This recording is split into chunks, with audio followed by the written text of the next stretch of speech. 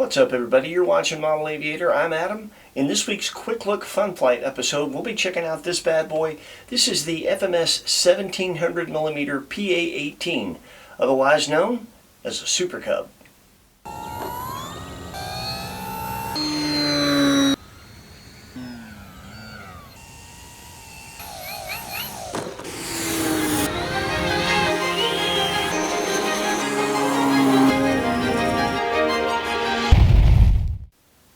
With a 1700mm or 67-inch wingspan, the Super Cub is a bit large to be considered a park flyer. That said, it flies pretty slow, and as long as you do your part to be safe and legal, you can absolutely fly this thing in a park. It's sold as a plug-and-play, which means you choose your radio protocol and install your receiver of choice yourself. It does come equipped with the reflex gyro already installed, and you can buy it both with or without floats.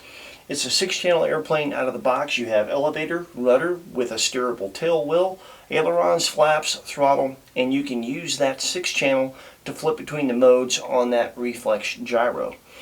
The wings have LED navigation and landing lights, and when you purchase the version that comes with floats, one of the floats has a servo-actuated water rudder. As you can see down in front, it comes with a Y harness to tie that into your rudder channel, and all of the hardware and brackets needed to get those mounted up. And of course, it still comes with a conventional landing gear and the bush wheels as well. The wings are easily removable for storage and transport. There's a single electronic connection that's made automatically when you put the wings on, and the struts fold up nice and neat, flush against the wing. It is a top loader, and there's plenty of room in there for the recommended 22 to 2600 milliamp 4-cell packs, and larger if you prefer.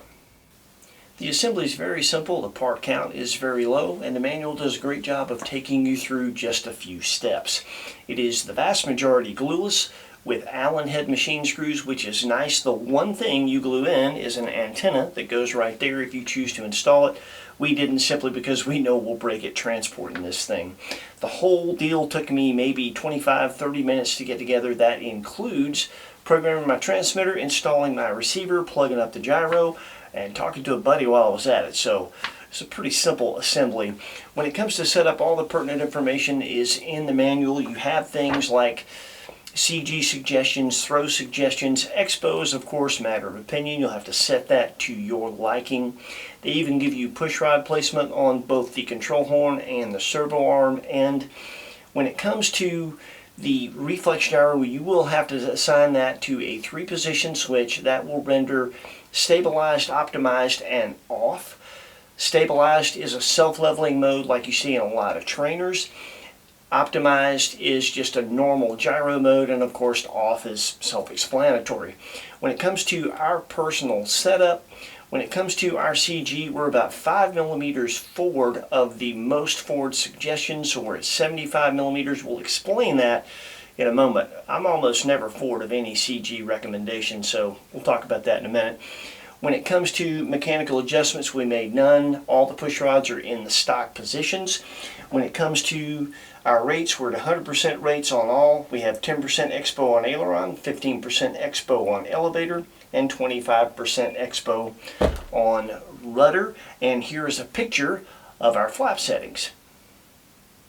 We're going to narrate the flight footage, so we'll get into the particulars there. This airplane has firmly seated itself as one of the airplanes in the upper echelon of sport bush planes in this size range, and it belongs there. It's a fantastic flying airplane, super easy to fly, does exactly what you'd expect a good bush plane to do. When it comes to our CG at 75 millimeters, that's a bit forward of where we would have started, but the reflex gyro is mounted in the battery tray towards the back, so you can't get the battery any further back.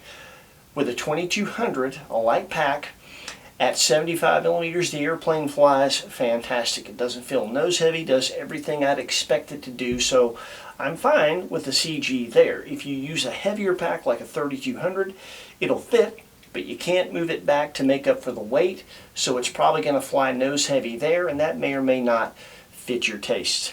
When it comes to skill level, Very easy airplane to fly. This absolutely, under the right circumstances, could be a first ever airplane. Just had a young man at our field learn to fly on one of these with the help of an instructor. So it absolutely can be done. I still think this is best suited as a second airplane because of the tail dragger configuration and the flaps. I'll always believe that the best trainer on the FMS website is the 1220mm Ranger. The price point on the Super Cub is $279.99 without floats, $299.99 with floats, and in our opinion, that's a fantastic price. It's a lot of airplane, a lot of features, and a lot of capability for the money, and you can utilize an inexpensive receiver and take advantage of the reflex gyro, the gain settings out of the box. For what we like to do with an airplane like this, we're absolutely fine. We wouldn't change a thing. If you would like to add one of these to your hangar, we'll put some links in the description where you can do that. When you do, it supports our channel. We appreciate it. Thank you very much. We're going to get to the flying. You're going to see a little bit of bonus footage and a full fun flight. Enjoy this. Take care of yourselves. Happy flying. We'll see you next week with something cool with wings. We're kicking things off with a little bit of bonus footage this time. This is our clean stall test. Drops the left wing just slightly, very easy recovery. Very forgiving airplane overall, really. This is the dirty stall test with the flaps down. It just mushes straight forward. And then the last little bit of bonus footage is going to be a one-wheel circling touch and go. We just left that in because we thought you'd like to see it, and we didn't do it during the full fun flight, which is coming up next.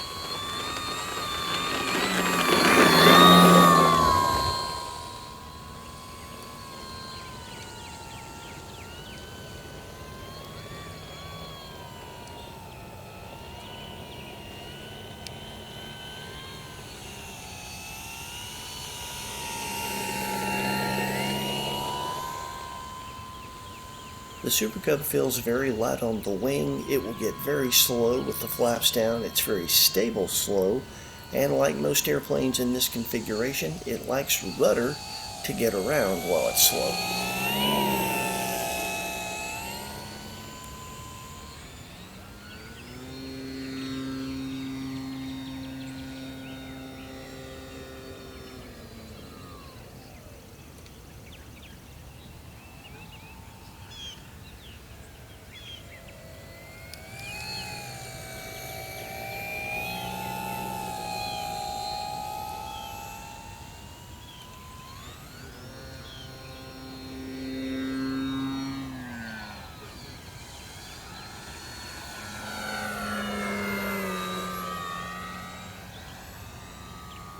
Even though it has a high lift airfoil and quite a bit of dehedral, it's very stable inverted.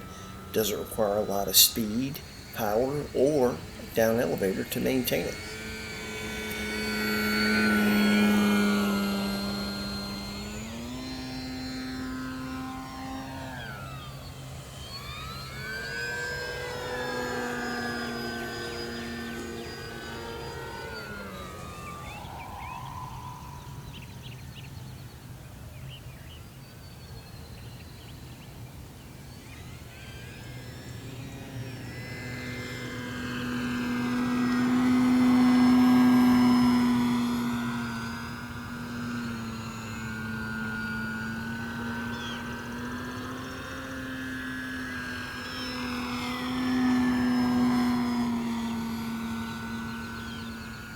As you can see, it knife edges very well. There is quite a bit of coupling involved, as you'd expect with any high-wing plane.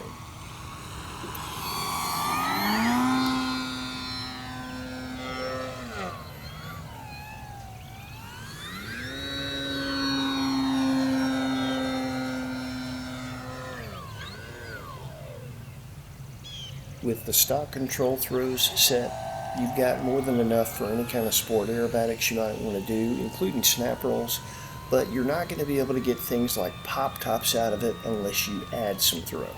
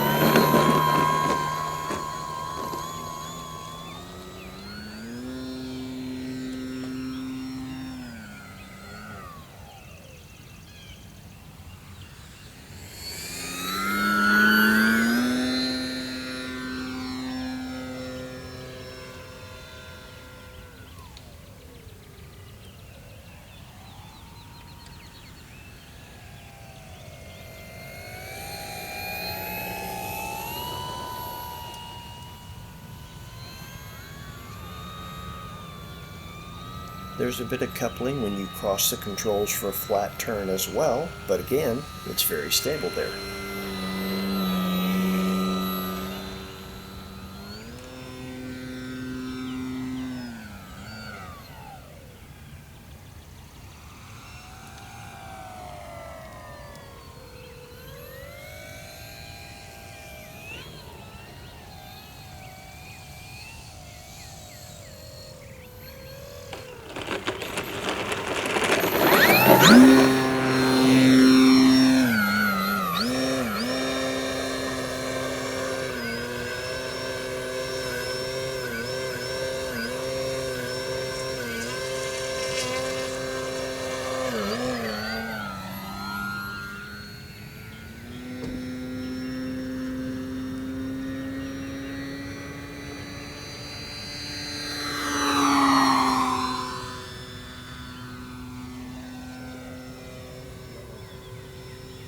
The 4-cell power system isn't the most powerful in the class, but there's more than enough power for hovers and other shenanigans.